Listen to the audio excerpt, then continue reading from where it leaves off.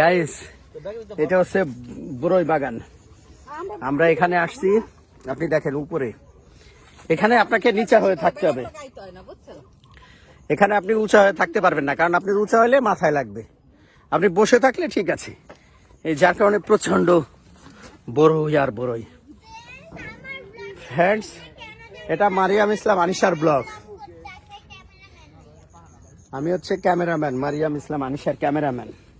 আপনারা দেখেন কিভাবে বড়ই ধরছে। গাইস দেখেন, এটা বিশাল এক বড়ই বাগান। বুঝে দেখেন কাকে বলে বড়ই।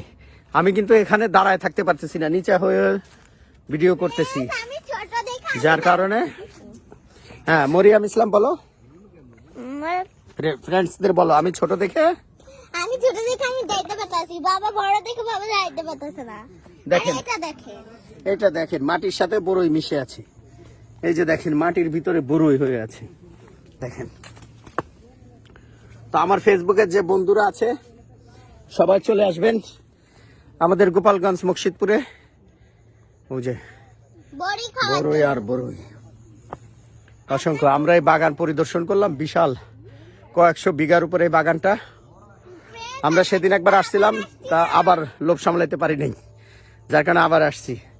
বাসাতে প্রচুর পরিমাণে খাবার খেয়ে আসছি, যে এই বড়ই বাগানে একটা বড়ই খাবো না, কিন্তু দেখে লোভ সামলাইতে পারি নাই, পেট ফুলাই ফেলছি। খাইছি 5-7 কেজি খেয়ে ফেলছি। আমি অত খাইতে পারি না, আমার পেট ছোট। মারিয়াম ইসলামের পেট ছোট, তাই ও খেতে পারে নাই। তাইলে আমরা এখন বেরোয় যাচ্ছি। সবাইকে বাই বাই। এই যে সেই কৃষ্ণাইদিয়ার বড়ই বাগান, এটা আমাদের রাখো মাপা, ঠিক আছে? গোপালগঞ্জ মুর্শিদপুরের কৃষ্ণাইদিয়ার বড়ই বাগান থেকে আপনাদের সবাইকে ধন্যবাদ।